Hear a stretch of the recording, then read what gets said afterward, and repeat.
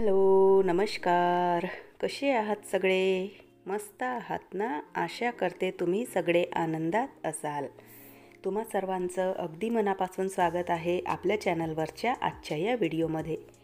तर 2 दिवसापासून व्हिडिओ काही आलेले नाही, कारण आजारपण आहे आणि तब्येत बरी नाही आहे. त्यामुळे व्हिडिओ काही आलेले नाही. आणि आज जो व्हिडिओ मी तुमच्यासोबत शेअर करत आहे, तर हा सुद्धा 10 तारखेला शूट केलेला व्हिडिओ आहे.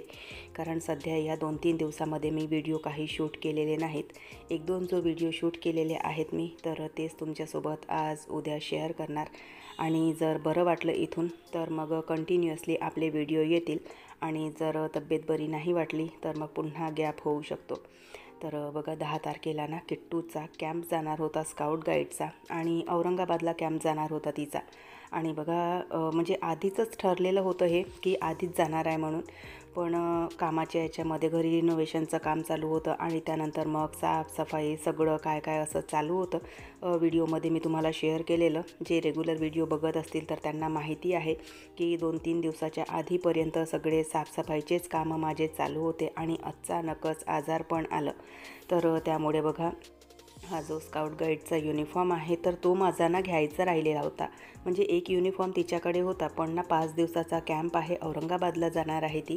तर त्यामुळे पुन्हा एक युनिफॉर्म म्हणजे घेतला आणि त्यावर ना सगळे बॅज वगैरे लावायचे होते, कारण ते सगळे ना आपल्याला लावावे लागतात. तर 9 तारखेला तर अख्खा दिवस म्हणजे तब्येत बरीच नव्हती, तर झोपूनच होती. आणि 10 तारखेलाही अजिबात चांगलं वाटत नव्हतं.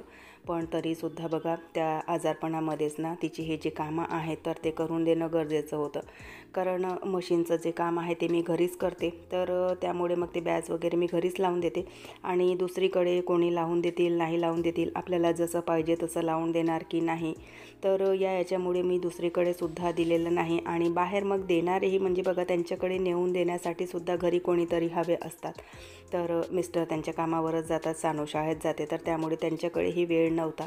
तर म्हणून मग दुपारच्या वेळेला ना हे जे हिचे सगळे बॅच वगैरे आहेत तर ते मी लावून दिले. आणि तिची बॅग पॅकिंगसुद्धा करून द्यायची आहे, कारण आज सायंकाळी 8:30ला ती घरून निघणार आहे. म्हणजे आम्हीच जाणार आहोत तिला सोडायला बसस्टॉपवर.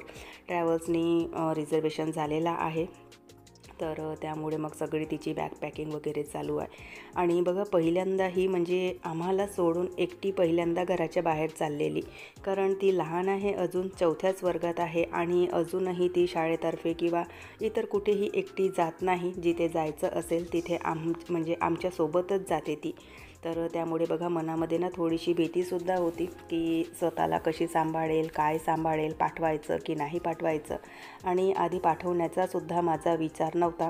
पण शाळेतून टीचरचा ना तिच्या पप्पांना फोन आला आणि अचानक तिच्या पप्पांनी मग हो म्हटलं. तर त्यामुळे मग बघा, सगळे जे नावं वगैरे आहेत ते नोंदवले गेले. तर त्यामुळे मग तुमचा मूड असो नसो पाठवावंच लागलं. तर त्यामुळे बघा, सगळींना इथे पॅकिंग माझी चालू आहे. आणि आजचा जो दिवस आहे तर तो आहे रक्षाबंधनाचा दुसरा दिवस. म्हणजे 9 तारखेचं रक्षाबंधन होतं आणि 10 तारखेला म्हणजे रक्षाबंधनाचा दुसरा दिवस. तर आजच्या दिवशीसुद्धा आमच्याकडे ना जो रक्षाबंधनाचा सण आहे तर तो साजरा केला जातो. म्हणजे भुजली वगैरे टाकल्या जाते आणि आज भुजलीचं विसर्जन वगैरे केल्या जातं. पुरणाच्या पोळीचा वगैरे नैवेद्य आज लावल्या जातो. पण माझी काही कॅपॅसिटी होती नाही, त्यामुळे मग सानू आणि तिचे पप्पा दोघेही स्वयंपाक करत आहेत आणि मी इथे किट्टूची जी बॅग आहे तर ती पॅक करून देत आहे.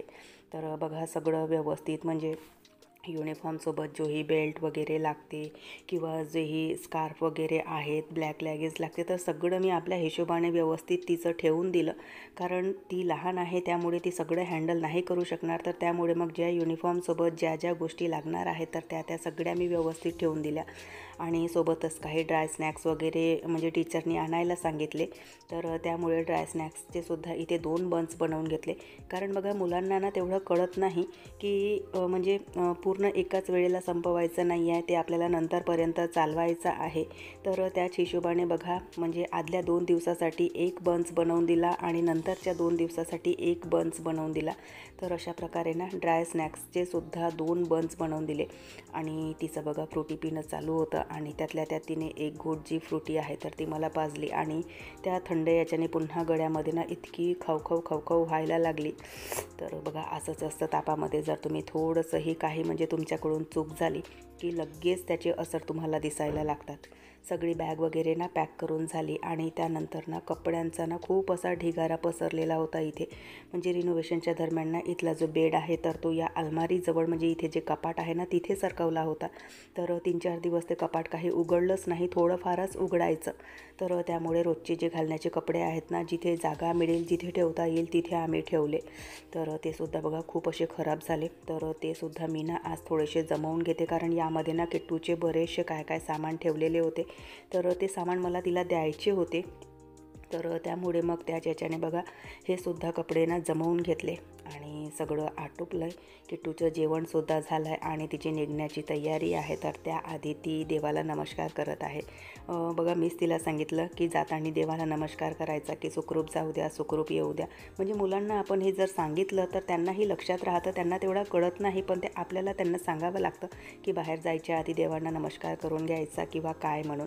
तर तिने देवाला नमस्कार वगैरे करून घेतला आणि त्यानंतर तिच्या पप्पाने तिची तयारी करून दिली आहे.